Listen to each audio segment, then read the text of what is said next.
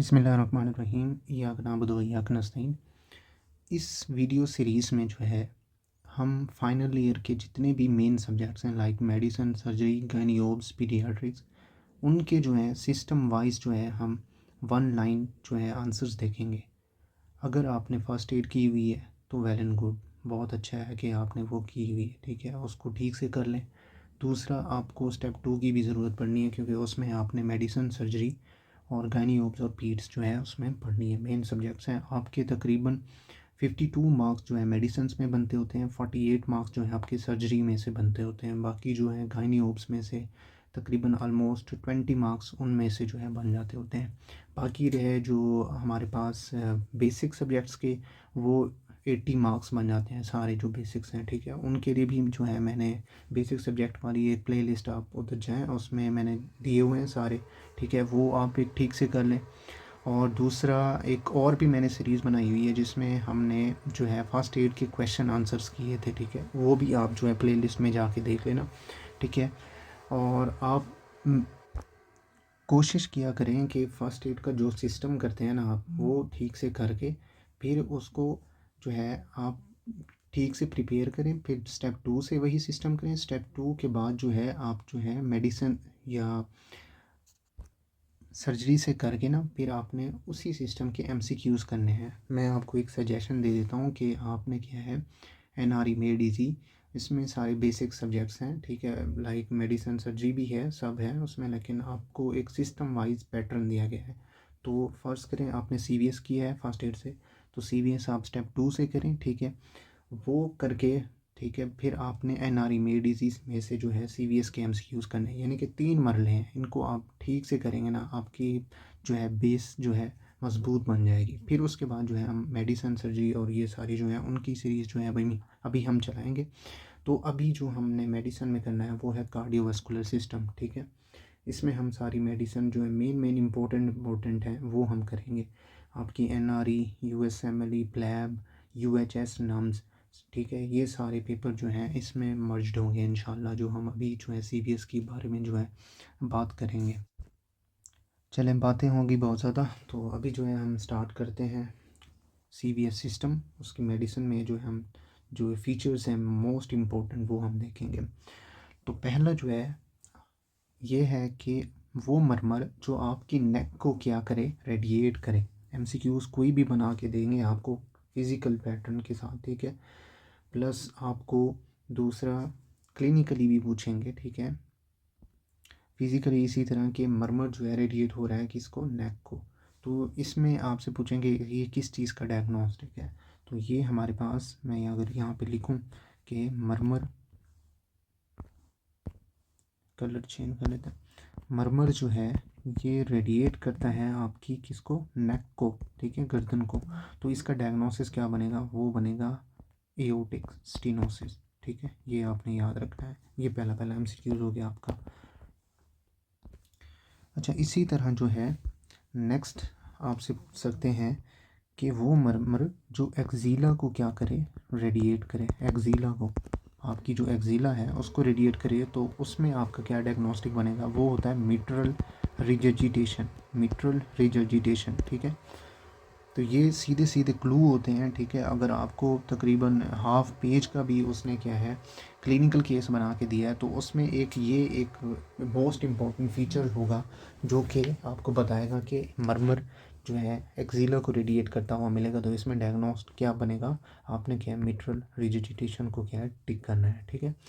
Next आपसे ये पूछ सकते हैं कि पल्सिस पैराडॉक्सिस कहाँ पे मिलती होती हैं। पल्सिस पैराडॉक्सिस किस जो है डायग्नोस के अंदर मिलती है, वो होता है आपका पीडीए, पेटेंट डक्टस आर्टरियोसिस, या आपको ये एओर्टिक रिजिडिटेशन के अंदर भी पल्सिस पैराडॉक्सिस मिल सकती हैं। अगेन मैं बता दूं, ये मोस्ट इंपॉर्टेंट फीचर्स हैं, ये आपको फिंगर टिप पे आने चाहिए। आप मेडिसिन का कोई भी एग्ज़ाम कर रहे हैं, कोई भी, ठीक है। अच्छा, तो नेक्स्ट है जो हमारे पास चौथा, उसमें ये है कि आपसे क्लिनिकल केस बना के पूछेंगे कि ईसीजी में पी वेव क्या है, एब्सेंट है, पी वेव क्या है, एब्सेंट है। तो ये किस चीज़ का डायग्नोसिस है, आपने क्या है आंख बंद करके एट्रियल फिब्रिलेशन को क्या है टिक करना है, ठीक है। तो ये मोस्ट इंपॉर्टेंट एमसीक्यूज है, पी वेव क्या है, एब्सेंट है ईसीजी पे। नेक्स्ट इसी तरह एक और ईसीजी करेंगे हम, ठीक है, जिसमें आपको क्या है सा टूथ अपीयरेंस मिलेगी, सा टूथ क्या है अपीयरेंस मिलेगी। तो इसके अंदर आपका क्या डायग्नोस बनेगा, वो होगा एट्रियल फ्लटर, ठीक है। तो ये दो इम्पोर्टेंट हैं, ठीक है, लाजमी इनमें से एक एमसीक्यूज पूछते होते हैं, ठीक है, इनको ठीक कर लेना। इसी तरह एक और है ईसीजी की, ठीक है, उस पर आपको यू वेव मिली, क्या है ईसीजी पे क्या है यू वेव मिलेगी। तो इसमें आपका क्या डायग्नोसिस बनेगा, हाइपोकालीमिया, ठीक है, हाइपोकालीमिया।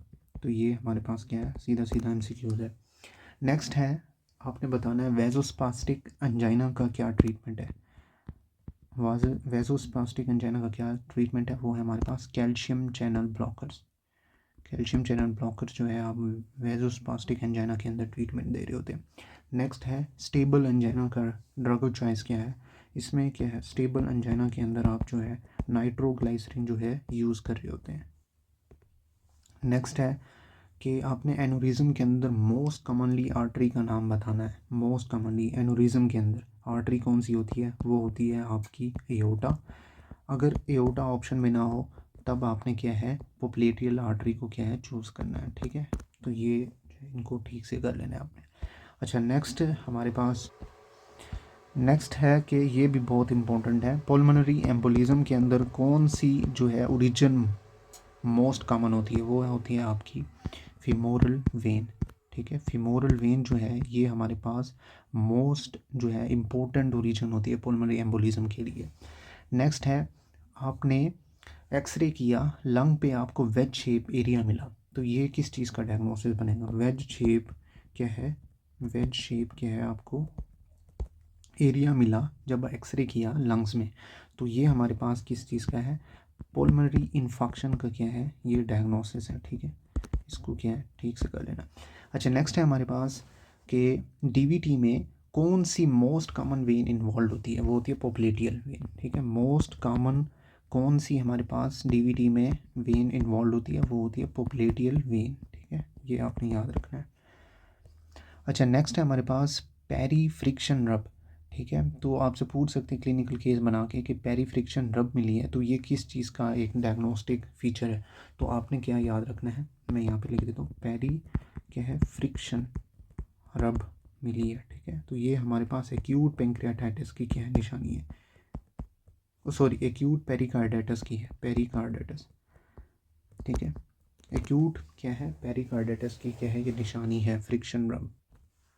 अच्छा नेक्स्ट अगर हमारे पास एक्यूट पेरिकार्डाइटिस के अंदर जो है पेशेंट को पेन हो रहा है तो आप कौन सी ड्रग देंगे, इसमें आप एनसेड ड्रग दे सकते हैं, ठीक है। ये वाहिद जो है हार्ट रिलेटेड डिजीज़ है जिसमें आप पेशेंट को क्या एनसेड ड्रग्स दे सकते हैं पेन को रिलीफ देने के लिए, ठीक है। नेक्स्ट है कि ग्लोबुलर हार्ट है, ठीक है, आपको लाइक एक क्लिनिकल केस बना के बताएंगे, उसमें आपको क्या है जिक्र करेंगे ग्लोबुलर हार्ट मिला है। तो ग्लोबुलर हार्ट किस चीज़ का डायग्नोस है, तो इसमें आपने बताना है पेरिकार्डियल इफ्यूजन का, पेरिकार्डियल इफ्यूजन का क्या है ये हमारे पास डायग्नोसिस है, ठीक है, ग्लोबुलर हार्ट। अच्छा नेक्स्ट है हमारे पास रेडियो फीमोरल, ये भी इम्पोर्टेंट है। रेडियो फीमोरल डिले किस डिजीज़ के अंदर आपको मिलता होता है, ये मिलता होता है कोएक्टेशन ऑफ एओर्टा के अंदर, कोएक्टेशन ऑफ एओर्टा के अंदर क्या है ये रेडियो फीमोरल क्या है डिले मिलता होता है, इसको भी क्या है ठीक से कर लेना। नेक्स्ट है हमारे पास पीडीए पेटेंट डक्टस आर्टरियोसिस को क्लोज करने के लिए कौन सी ड्रग देते होते हैं आप, इंडोमेथिसिन देते होते हैं, ठीक है, ये याद कर लेना, ये भी इंपॉर्टेंट है। अच्छा नेक्स्ट है हमारे पास अगर आपने पीडीए को क्या है पेटेंट डक्टस आर्टरियोसिस को ओपन करना है तब आपने कौन सी ड्रग देनी है, ये भी एक इम्पोर्टेंट है, ठीक है। उसमें आप मीसोप्रोस्टोल देते होते हैं, मीसोप्रोस्टोल, ठीक है, अगर आपने ओपन करना है। अच्छा नेक्स्ट है हमारे पास कि ईसीजी पे आपको एक पैटर्न मिलता होता है S1Q3T3, तो ये हमारे पास किस चीज़ का हमारे पास क्या है डायग्नोस है, ये हमारे पास है पल्मोनरी एम्बोलिज्म का, ठीक है। तो ये सीधे सीधे एमसीक्यूज बनते होते हैं, इनको आपने क्या ठीक से कर लेना। अच्छा नेक्स्ट है आपको बताया जाएगा कि मर्मर्स मिले हैं प्लस मर्मर्स के साथ साथ उस पेशेंट में क्लबिंग मिली है, ठीक है, और प्लस स्प्लीनोमेगाली मिली है, स्प्लीन क्या है, इनलार्ज मिली है। तो ये हमारे पास किस चीज़ का क्या है डायग्नोस है, वो है हमारे पास इन्फेक्टिव इंडोकार्डाइटिस का। क्या चीज़ें मिली हैं, क्लबिंग, ठीक है, क्लबिंग मिली है, प्लस हमें क्या है मरमर मिला है, मरमर के साथ जो है स्प्लीनोमेगैली मिली है। तो ये हमारे पास किस चीज़ का डायग्नोस है, ये हमारे पास है इन्फेक्टिव इंडोकार्डाइटिस का क्या है हमारे पास डायग्नोस है। अच्छा नेक्स्ट है, आपने आईवी ड्रग यूज़र के अंदर इन्फेक्शन जो है लाइक ऑर्गेनिज्म का नाम बताना है। आईवी ड्रग क्या है, अगर कोई एब्यूज़र है, वैसे तो हमारे पास इन्फेक्शन जो है इंडोकार्डाइटिस के अंदर होते हैं वो मल्टीपल जो हैं ऑर्गेनिजम्स आते हैं, उनमें 3-4 मोस्ट कॉमन होते हैं, ठीक है। तो वो अपनी ही काज पे क्या है डिपेंड करते होते हैं। लाइक अगर आईवी ड्रग यूज़र है तो उसके अंदर हमारे पास स्टैफ ओरियस क्या है, स्टैफ ओरियस कराता होता है, ठीक है। ये इन्फेक्शन जो है आपको इंडोकार्डाइटिस कराएगा अगर कोई आईवी ड्रग यूज़र है। नेक्स्ट है रूबेला के अंदर कौन सा कार्डियक डिफेक्ट होता है, ठीक है, ये आपने याद रखना है। रूबेला, रूबेला के अंदर कौन सा कार्डियक डिफेक्ट होता है, वो होता है आपका पीडीए, पेटेंट डक्टस आर्टरियोसिस, ठीक है। नेक्स्ट है टर्नर के अंदर कौन सा कार्डियक डिफेक्ट होता है, टर्नर सिंड्रोम के अंदर जो आपका कार्डियक डिफेक्ट होता है वो होता है कोएगुलेशन ऑफ एओर्टा, ठीक है। तो ये भी मोस्ट इम्पोर्टेंट है। नेक्स्ट है, आपको बताया जाएगा कि एक्सरे किया गया है, एक्सरे पे क्या है फिगर ऑफ 3 मिली है, फिगर ऑफ 3 मिली है। तो ये हमारे पास किस चीज़ का डायग्नोसिस बताती है, ये हमारे पास coagulation of aorta, again coagulation of aorta का क्या है ये डायग्नोसिस बताती है। तो coagulation of aorta it's means के ये हमारे पास 4-5 दफ़ा ये है रिपीट हो चुका है। आगे जो है हम अगेन इसको डिस्कस करेंगे और पीछे भी हमारे पास 3-4 हम जो है कर चुके हैं, ठीक है। नेक्स्ट इसी तरह आपसे पूछेंगे कि एक्सरे किया गया है, ठीक है, एक्सरे पे आपको क्या है फिगर ऑफ 8 मिला है। तो यहाँ पे आपने याद रखना है, ठीक है, फिगर ऑफ 8 जो है वो आपको मिलता होता है total anomalous pulmonary Venus return के अंदर, TAPVR के अंदर जो है फिगर ऑफ 8 मिलता होता है। अच्छा नेक्स्ट है हमारे पास कि आपसे जो है पूछा जाएगा कि एक पेशेंट है जिसे कोरोनरी आर्टरी क्या है डिजीज़ है, ठीक है, इसकी हिस्ट्री है, प्लस आपको बताया जाएगा कि ये बंदा जो है खाना खाता है, ठीक है, तब उसको क्या है पेन जो है एब्डोमेन में होता है, पेट में दर्द होता है। तो ये हमारे पास क्या कहलाता है, ये हमारे पास एक्यूट मेजेंट्रिक क्या है इस्कीमिया कहलाता होता है। क्या क्या चीज़ होगी, आपको बताया जाएगा कि कोरोनरी आर्टरी डिजीज़ का एक पेशेंट है, ठीक है, जब वो खाना खाता है तो उसको पेट में दर्द होने लगता है। तो आपने एक्यूट मेजेंट्रिक इस्कीमिया को क्या चूज़ करना है। अगेन एक इसी तरह का एमसीक्यूज और बन के आ रहा है कि अगर आपसे जो है पूछा जाए एक्यूट मेजेंट्रिक इस्कीमिया के अंदर कौन सी आर्टरी इन्वॉल्व होती है, तो आपने बताना है स्मॉल मेजेंट्रिक आर्टरी। तो ये मोस्ट इंपॉर्टेंट एमसीक्यूज है, इसको ठीक से करना है। अच्छा डाउन सिंड्रोम के अंदर अगला है कि मैं यहाँ लिख देता हूँ, डाउन सिंड्रोम के अंदर क्या है हमारे पास कौन सा मोस्ट कॉमन डिफेक्ट होता है, ASD और एट्रियल सेप्टिक डिफेक्ट जो है ये डाउन सिंड्रोम के अंदर मोस्ट कॉमन होता है, ये आपने याद रखना है। मैं आपको अगेन बता दूं कि इसके अंदर क्या है आपसे एग्जैक्ट NRE के या NLE के जो पेपर्स होते हैं ना वो आपसे 1 लाइन में डायरेक्टली या पूछ रहे होते हैं या आपको क्लिनिकल केस बड़ा बना के दे रहे होते हैं, तो उसमें एक ऐसा क्लू होता है जो आपको क्या है MCQs करेक्ट करा लेता है। तो ये वही चीज़ें हैं जो हम अभी कर रहे हैं। अच्छा नेक्स्ट है, आपको जो है बताया जाएगा कि बॉक्सर शेप हार्ट है, ठीक है, बॉक्सर शेप क्या है हार्ट है। तो ये हमारे पास किस चीज़ का डायग्नोस है, ये है एब्स्टेन एनोमली का, एब्स्टेन एनोमली का क्या है हमारे पास डायग्नोस्टिक है। नेक्स्ट आपसे पूछ सकते हैं कि इन्फेक्टिव एंडोकार्डाइटिस के अंदर मोस्ट कॉमन प्रॉब्लम किस चीज़ की होती है। वैसे तो इन्फेक्टिव एंडोकार्डाइटिस आपकी वेल्स में होती है लाइक मिट्रल वेव ट्राइकस्पिड के अंदर, लेकिन यहाँ पे हमसे पूछा है कि मोस्ट कॉमन प्रॉब्लम कौन सी होगी, वो होगी आपकी ट्राइकस्पिड क्या है रिजर्जिटेशन, ठीक है। तो इसको क्या आपने टिक करना है अगर आपसे पूछा जाए। अच्छा नेक्स्ट है हमारे पास कि अगर रोमैटिक हार्ट डिजीज़ के अंदर आपसे पूछा जाए कि कौन सा वेल्व जो है इन्वॉल्व होता है, रोमैटिक हार्ट डिजीज़ के अंदर कौन सा मोस्ट कॉमनली वेल्व जो है इन्वॉल्व होता है, वो होता है मिट्रल वेल्व, ठीक है। ये भी कई बार जो है MCQs पूछा गया है। अच्छा अगले हमारे पास आ रहे हैं अगेन मर्मर्स आ रहे हैं, तो उन पे आपने क्या फोकस करना है, ठीक है, कि आपसे पूछेंगे मिड क्या है डायास्टोलिक क्या है मर्मर मिला है, तो इसमें आपने क्या डायग्नोस्टिक बताना है। तो ये हमें क्या है मिट्रल स्टेनोसिस के अंदर मिलता होता है, अगेन मैं बता दूं कि मिड डायस्टोलिक मर्मर जो है मिट्रल स्टेनोसिस, ये मर्मर्स आपने फिंगर टिप पे याद कर लेने क्योंकि ये लाजमी आपसे पूछते होते हैं।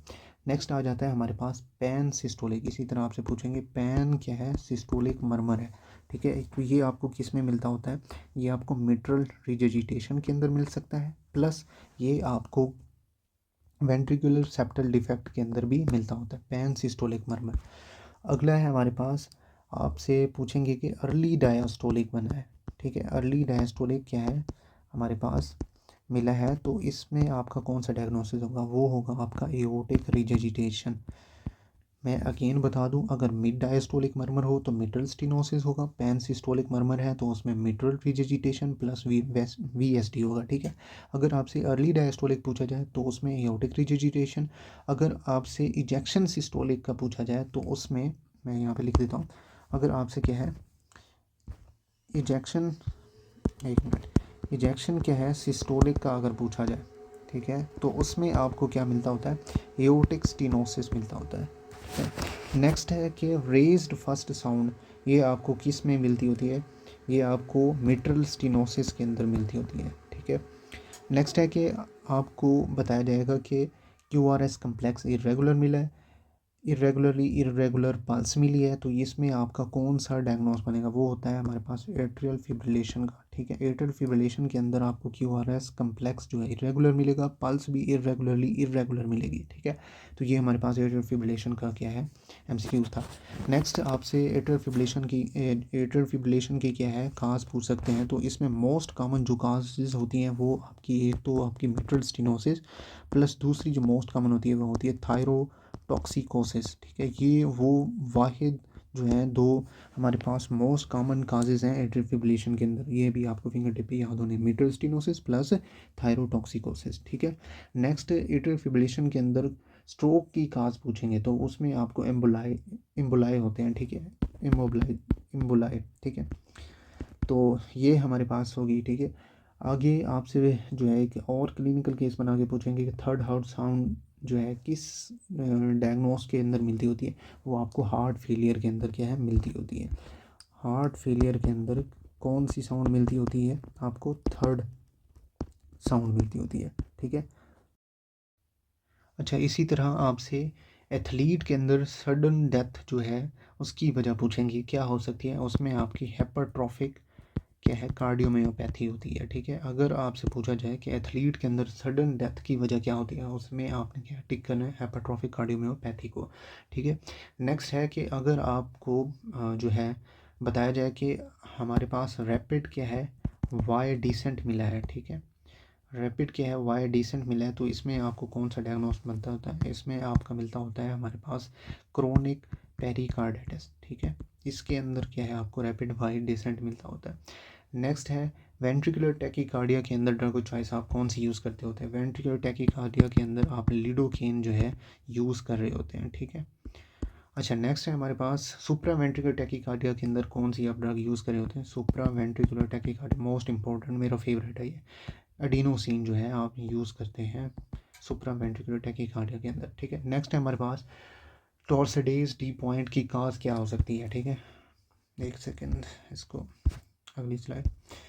टॉर्सिडेज क्या है डी, टॉर्सिडेज डी पॉइंट की क्या है काज बतानी है हमने। एक तो हमारे पास आपको कैल्शियम डिक्रीज मिलेगी, प्लस मैग्नीशियम डिक्रीज मिलेगी, प्लस पोटेशियम भी आपको क्या डिक्रीज मिलेगा, तो ये हमारे पास मोस्ट कॉमन काजेज हैं टॉर्सिडेज डी पॉइंट्स में, ठीक है।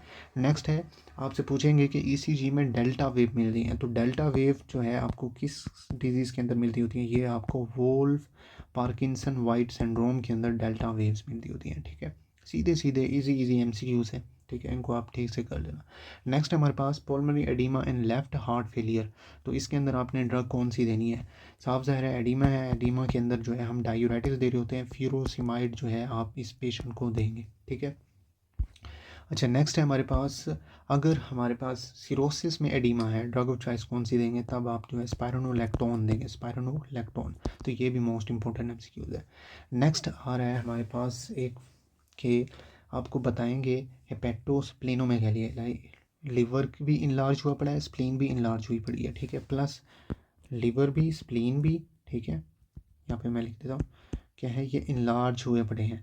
प्लस आपसे जो है आगे जो है फीचर बताएंगे एसाइटिस, एसाइटिस के बाद जो है हमारे पास तो पिटिंग एडिमा, ठीक है, पिटिंग एडिमा प्लस आपसे क्या है ऑर्थोपिनिया, ये एक फ़ीचर बताएंगे। तो इसके अंदर आपका क्या जो है डायग्नोस बनता है वो होता है हमारे पास राइट हार्ट फेलियर, ठीक है।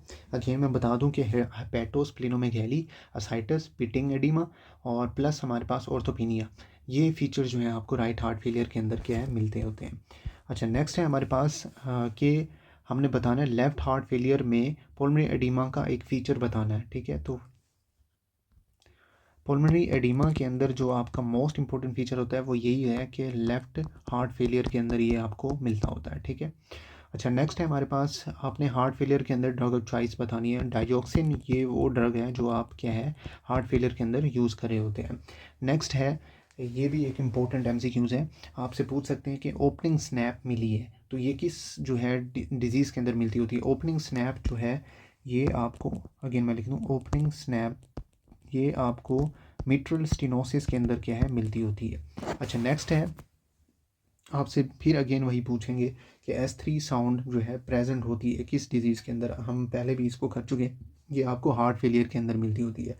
प्लस अगर हार्ट फेलियर ऑप्शन ना हो तब आपने क्या है मिट्रल रिजिडिटेशन को क्या है टिक कर सकते हैं। नेक्स्ट है S4 साउंड, ये आपको किस डिजीज़ के अंदर मिलती होती है। S4 अगर आपसे पूछे तो ये आपको एओर्टिक रिजिडिटेशन के अंदर मिलती होती है, ठीक है। नेक्स्ट लीड्स के रिगार्डिंग एमसीक्यूज़ आ रहे हैं, ठीक है, ईसीजी की लीड्स पे, तो वो हमने देखने हैं। अच्छा, पहले तो मैं आपको मोस्ट इम्पोर्टेंट जो एमसीक्यूज़ बनता होता है लीड्स के रिगार्डिंग वो मैं पहले आपको बता देता हूँ। इसके अंदर क्या है आपको एसटी एलिवेशन, ठीक है, पता होनी चाहिए। सब के अंदर एसटी एलिवेशन मिलेगी, लेकिन एक है जिसमें आपको एसटी डिप्रेशन मिलेगा। मोस्टली आपको एलिवेशन ही मिलेंगी एसटी, ठीक है।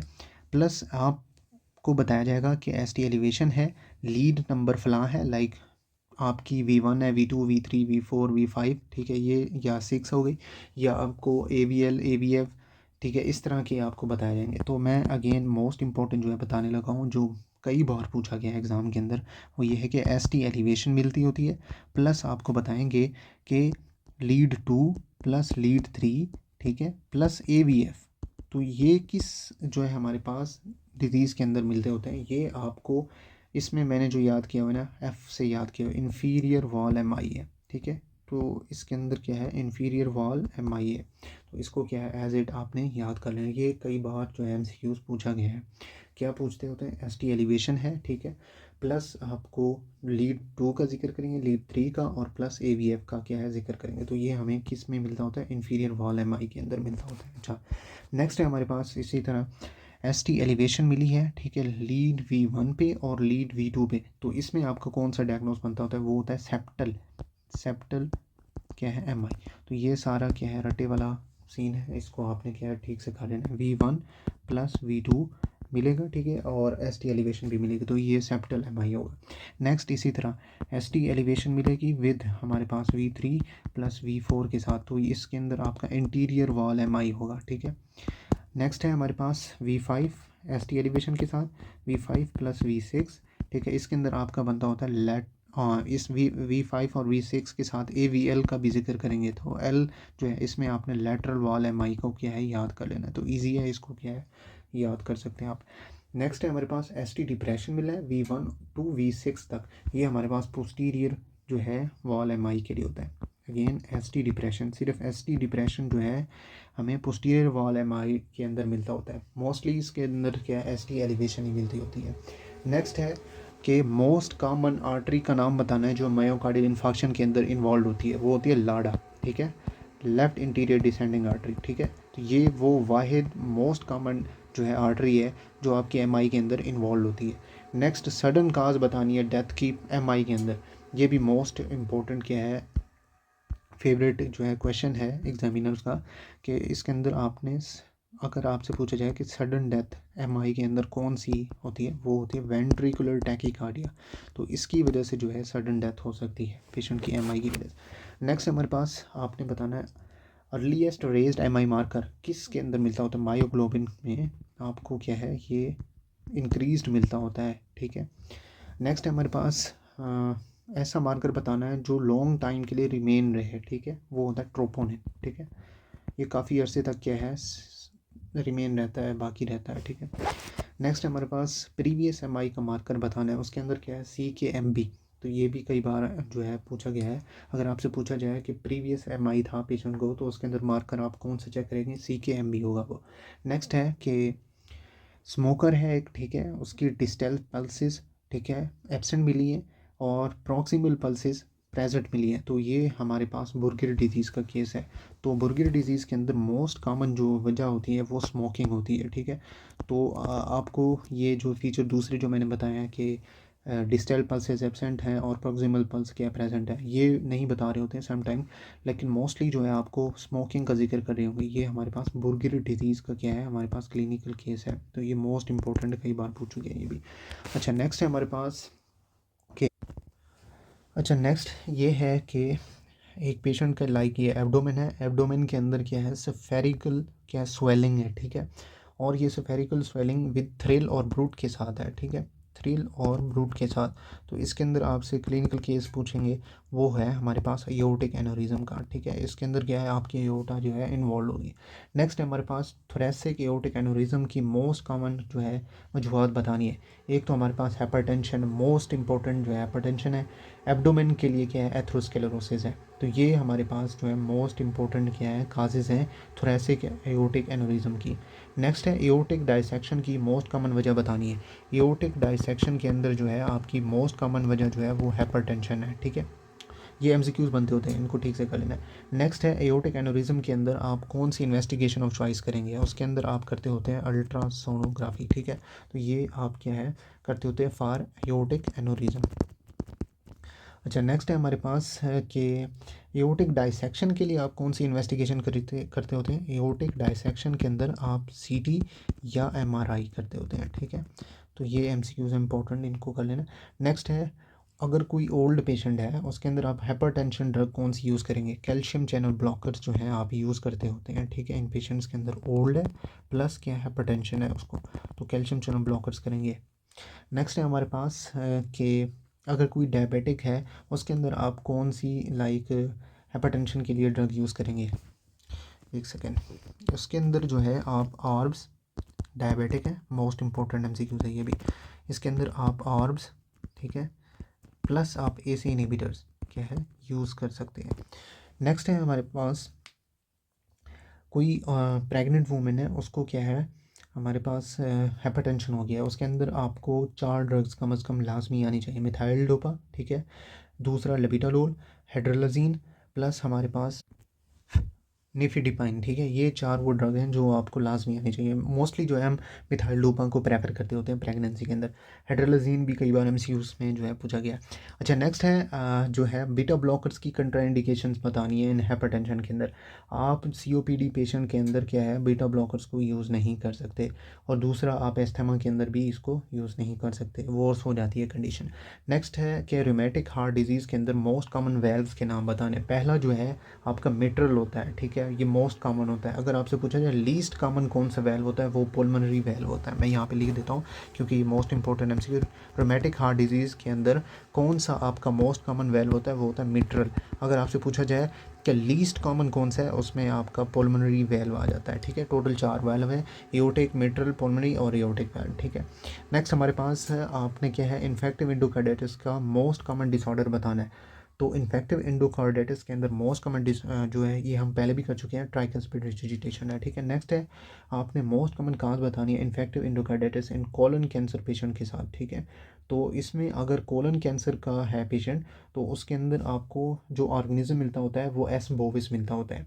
अगर वेल्व को डैमेज कर रहा है तो उसमें आपको स्टेप वेरिडेंस मिलेगा। मैं यहाँ पे लिख देता हूँ, अगर हमारे पास एक पेशेंट है इन्फेक्टिव एंडोकार्डाइटिस के साथ प्लस कोलन कैंसर के साथ तो उसके अंदर एस बोविस आएगा, ठीक है। अगर कोई डैमेज वेल्व के साथ है, ठीक है, डैमेज वेल्व के साथ है तो उसमें आपका एस वेरिडेंस मिलेगा, ठीक है। ये मोस्ट इंपॉर्टेंट दोनों क्या हैं क्लिनिकल केस के तौर पर ऑर्गेनिज्म जाने जाते हैं, तो इनको भी आपने ठीक से कर लिया। अच्छा नेक्स्ट है कि सॉफ्ट S1 साउंड किस डिजीज़ के अंदर सुनाई देती है। ये आपको सॉफ्ट, मैं लिख देता हूँ, सॉफ्ट S1 साउंड किस डिजीज़ के अंदर मिलती है? ये मिट्रल रिजिडिटेशन के अंदर आपको मिलती होती है। नेक्स्ट है, आपसे पूछेंगे कि ऑस्टिन फ्लिंट मरमर किस में मिलता होता है? ऑस्टिन फ्लिंट मरमर किस डिजीज़ के अंदर मिलता होता है? ये आपको एओर्टिक रिजिडिटेशन के अंदर क्या है, मिलता होता है। नेक्स्ट आपसे पूछेंगे, एक्सरे की गई, एक्सरे पे आपको बूट शेप्ड, ठीक है, मैं यहाँ पे ड्रा कर देता हूँ, लाइक इस तरह से आपको क्या है, एक एक्सरे पे क्या है इमेज मिलती होती है बूट शेप। तो ये आपको टेट्रोलॉजी ऑफ फैलेट के अंदर मिलता होता है, टॉफ जिसे बोलते होते हैं, ठीक है। ये पीड्स का सवाल है। नेक्स्ट है कि जर्की पल्स मिली है with double pulse at apex पे, और S4 साउंड जो है मिली है, तो ये आपको किसके अंदर मिलती होती है? हेपाट्रोफिक कार्डियोमायोपैथी के अंदर मिलती है। अगेन यहाँ पे मैं लिख देता हूँ कि आपको क्लिनिकल केस बना के जो है पूछेंगे कि जर्की पल्स मिली है, ठीक है, jerky pulse plus double impulse मिली है एपेक्स पे, डबल इम्पल्स, और S4 जो है मिला है, तो ये आपका हेपाट्रोफिक क्या है, कार्डियोमायोपैथी का केस है। अगर सिंपल आपसे पूछा जाए कि S4 साउंड मिली है तो वो एओर्टिक रिजिडिटेशन की क्या निशानी है। नेक्स्ट, ये भी मोस्ट इंपॉर्टेंट MCQs है, मोस्ट कॉमन हार्ट ट्यूमर बताना है, वो है, यहाँ पे मैं लिख देता हूँ, most common heart tumour. Heart tumour most common कौन सा तो होता है हमारे पास? एट्रियल माइक्सोमा, माइक्सोमा, ठीक है, ये मोस्ट इम्पोर्टेंट है, MCQs भी है और ये कई बार पूछा जा चुका है, ठीक है। नेक्स्ट है कि